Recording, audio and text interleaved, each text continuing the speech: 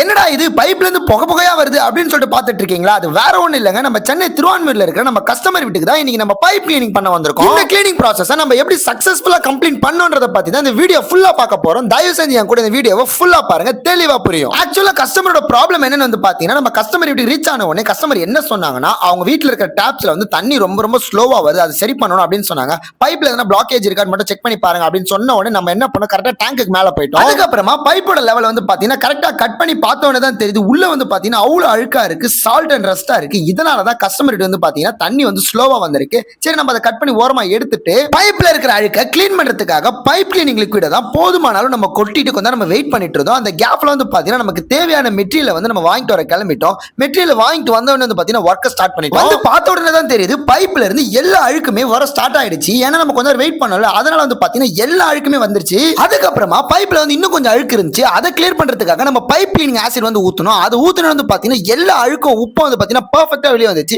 இந்த ஆசிட் ஊத்துறதுனால எதனா பாதிப்பு வருமான்னு கேட்டீங்கன்னா கண்டிப்பா இல்ல. நம்ம யூஸ் பண்ற பைப்ல வந்து பாத்தீங்கன்னா ஜெர்ம்ஸ் அண்ட் பாக்டீரியா ஃபங்கஸ் எல்லாமே இருக்கும். அதை கிளியர் பண்றதுக்கு தான் இந்த ஆசிட் நம்ம ஊத்துறோம். அதை ஊத்துன வந்து பாத்தீங்கன்னா எல்லா கிருமியும் செத்துரும், எல்லாமே பியூரிஃபை சூப்பரா ஆயிடும். நம்மளுக்கு எந்த ஒரு பாதிப்புமே வெளிய வராது. கடைசியா நம்ம பிரஷர் மோட்டர் வச்சு எல்லா அழுக்குமே சூப்பரா வெளிய ஏத்திட்டோம் வந்து பாத்தீங்கன்னா எல்லா அழுக்குமே வந்துருச்சு. அதுக்கப்புறம் தண்ணி வந்து சூப்பரா ஃபாஸ்டா பெர்ஃபெக்ட்டா வருது. நீங்களே பாருங்க, இதுக்கு எல்லாமே வந்து பாத்தீங்கன்னா நம்மளோட சூப்பரான கிளீனிங் தான்.